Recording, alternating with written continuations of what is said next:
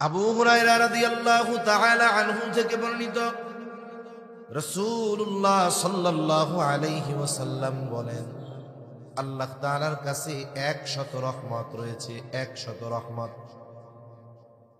কোন মুহাদ্দিস বলেন আল্লাহ তাআলা তার রহমতকে 100 ভাগে ভাগ করেছেন।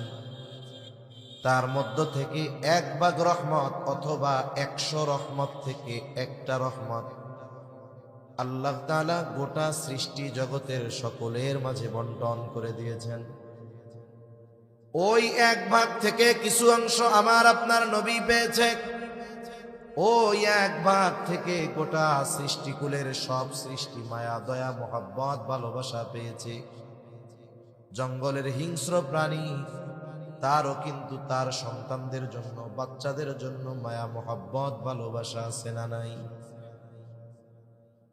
পৃথিবীতে যত মানুষ আছে, যত মানুষ চলে গেছে, কিয়ামত পর্যন্ত যত মানুষ আসবে, সকলকে ওই 1 ভাগের অংশ থেকে আল্লাহ তাআলা দিবেন।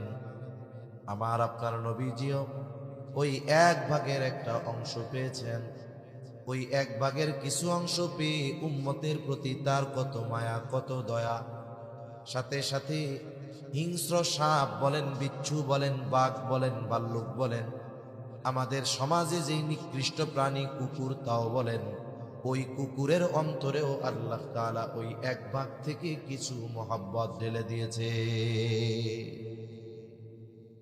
তাহলে গোটা সৃষ্টি জগতের জন্য আল্লাহ তাআলা দিলেন 1 ভাগ, আল্লাহ তাআলার কাছে আছে বাকি 99 ভাগ।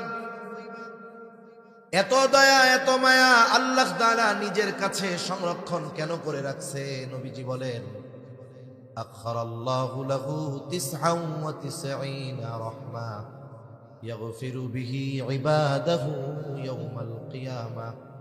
আল্লাহ তাআলা কিয়ামতের দিন বাকি 99 ভাগ রহমত দিয়ে, মায়া দিয়ে তার গুনাহগার বান্দাদেরকে মাফ করে জান্নাত দিয়ে দিবে।